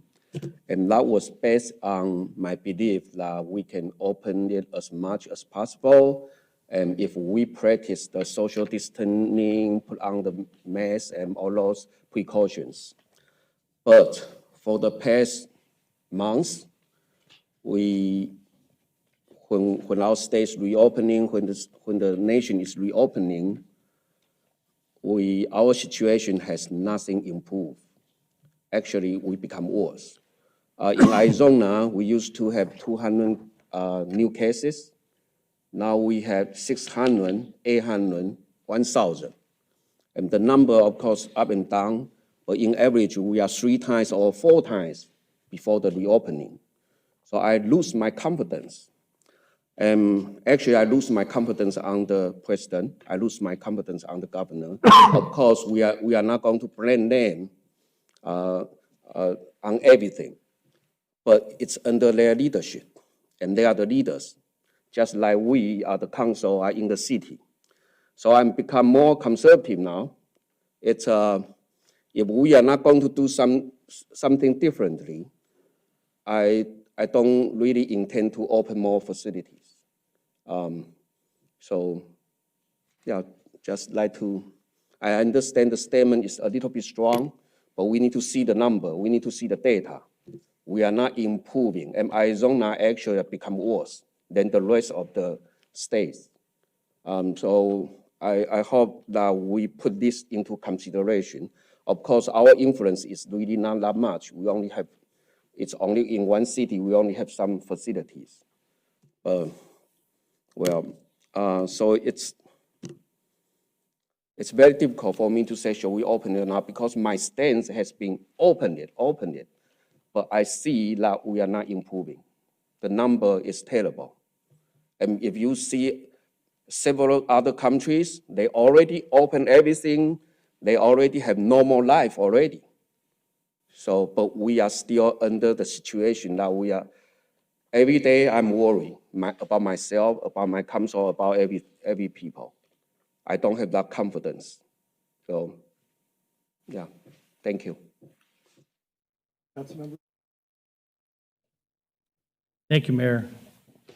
I think this is, as evidenced by this discussion today, there is a myriad of opinions and thoughts and feelings about COVID and what a nasty thing it really is. But I would say that I'm perfectly comfortable with trusting our city manager to make a decision, because she's sitting here listening to this discussion and she has a little bit of a feeling for how we're all thinking. And so I think she will err on the side of caution and then, of course, have a conversation with you and fill us all in, as she has been doing so well throughout this whole time. So I'm very comfortable in her making decisions when it comes to whether something should be open or closed. And that's my decision. Thank you. That's my comment. Orlando. Thank you, Mayor. I appreciate it. Councilmember Stewart, I appreciate you bringing this forward tonight, the discussion. I'm still an advocate of have a body discussing opening things. I agree with, I think that's where we're going, what I heard you originally. So if we're going to open something up, which is a major decision in my mind, I'd like to have that as a body. But Mayor, I trust you to get with the city manager. If things are going worse, which they seem to be, are the data, which we've been talking about for months now, data, the data is getting worse. If we see that there's an issue and we need to take drastic measures, I rely on you to get with the city manager and start doing the due diligence if you have to shut things down, and then just back brief us on that. I think it's too important for us to call a dais. It's okay to open something up with a meeting of this dais, because that's could wait for another day or 2 or 5 days. But if we're going to have to close something, no, I agree with you. I don't want to wait 5 days. I don't want to wait 5 minutes. I would like you to just take that leadership role, get with the city manager and say, we're shutting this down, we're shutting that down, we're shutting this down, and then we get back briefed. But I think that's as long as we understand that here and we agree, I think that's the role we should move forward. So. Thank you. Vice Mayor Lopez. Vice Mayor Lopez had to leave, so he's no longer with us. So he's in a place of no data in West Texas. He said he was in a dead zone. All right. City Manager, I think you've heard consensus here to keep us abreast, but if there are nuances of things concerning staffing and administrative, you certainly have the council's given you that ability. If we need to move another direction, we certainly will. And we'll see. This has been a disheartening week, I think, in terms of the difference in terms of the direction. And but we'll continue to lead. I will continue to lead council, and we will work with you to do what we need to. So, do you feel you have what you need for this conversation? Mayor, Councilmember Stewart, I know that this was something that you had wanted to put on here, so I am perfectly comfortable either way the council wants to go, but certainly we will be back if it's time to have a discussion about the Center for the Arts or the Senior Center. And then in between that, then and now, we're going to continue to watch the numbers, and we'll continue to have the conversations, and I'll keep all of you updated. All right, thank you. Mayor, just a quick question. I'm sorry, I didn't mean to. City Councilmember manager, Lando, go ahead. I'm sorry. It's getting late, Mayor. Apologize. City manager, is the EOC still operational or is it minimal manning? Yeah. Mayor, Councilmember Orlando, of course, the EOC has been up for other reasons in the last couple of weeks, as the chief explained earlier, but we still are staffing the EOC for the pandemic at a minimal level at this point. Okay, that's what, but we haven't shut it down. Okay, got it. Thank you. All right. Thank you, council. That ends this discussion. Unscheduled public appearances. Seeing none. We have some things that we will read in as people have had opportunity to come, which takes us to current events. I did want to say a couple things, although I think we've been talking and this is going to be a long night, so I'll be brief. Over the past week, our community has come together to listen and learn from one another in the name of equality. And I am appreciative to all who have peacefully protested in our community and thank our police department for their support in protecting people's rights to protest while protecting Chandler from the violence experienced in other communities.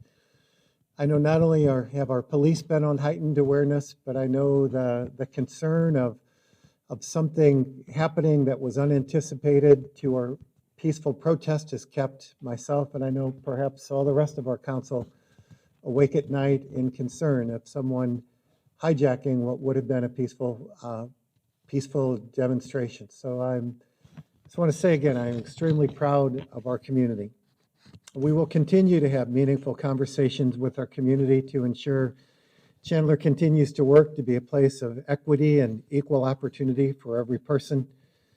I know last week I met with a group of 6 local pastors of across ethnicities to hear from their perspective. Today I met with 24 and to continue to hear from leaders, including Pastor Hardy and others who are speaking into our community. And we will continue to see what do we need to do to make sure that Chandler continues to be a place of opportunity and equity for all. I believe, as stated, our police have the accountability and the mission to not just keep us safe, but to safeguard themselves and to watchdog themselves in our community. And I continue to have great confidence in our city to continue to do the same. So I want to thank our city. I'm very proud of you. Secondly, I want to say happy birthday to Corey Garcia, as well as happy birthday earlier this week from Vice Mayor. And one last announcement, on June 23rd, we will be kicking off our Chandler virtual hiring event. Job seekers will have the opportunity to engage with recruiters and hiring managers for some of Chandler's top employers. This event will run through July 10th. Participants will benefit from instant access to currently what we have on board of 500 jobs available, a career coach, and will be matched to employers through skills mapping technology. You can register online using the link on the screen. That's what I've got. Councilmember Stewart. Thank you, Mayor, and thank you for those words. I think for me, this all just comes back to trust. I trust everybody that sits on this dais with me. I trust our chief. I trust the people in our police force, and I want you to know that you can trust me to make sure that I'm doing everything that I possibly can to make sure that we honor our commitment to every single person in our community that will do the right thing, and that will hold people accountable if we don't. And you have my word. So that's all I've got. Councilmember McClimans. Ditto, Councilmember Stewart, and that's all. I don't have any comments. Councilmember Wong. Okay, I just want to explain what is this. It's a medical mask, and there's 3 layers. You should put this layer outside. This prevent the water. When you put water, it won't damp. And inside in the middle, that one is a special fabric. You cannot burn it. If you put water on it, it won't burn. If the one you got can be burned, then you probably not get a good quality mask. Inside, it can absorb the moisture. When we breathe, some kind of water coming out, it can absorb it. So number 1, don't put it the opposite way. That won't work. You got to put it in this way. And about the cloth one, virus is very, very small. It can went through the cloth. So I would recommend you don't need to use N95, but I would recommend you use the medical mask if you choose to use it. So thank you. Thank you, Councilmember. Councilmember Rowe. Thank you, Mayor. Thank you, staff, for being here and enjoying this nice evening together with us. And I have nothing else. Councilmember Orlando. Nothing tonight, Mayor. Thank you. City Manager. Thank you, Mayor. I just want to say thank you to you and the council for all the support of staff through the budget process, through the last several months, the last 2 weeks, whatever the occasion may be. It's been an interesting start to 2020, and hopefully the back end of this year will be much better for everyone. But thank you all very much for the support. I don't think when we started this year with our budget process and said the vision is in sight, this was the vision that we had in sight, that's for sure. So with that concludes our meeting. Have a good evening.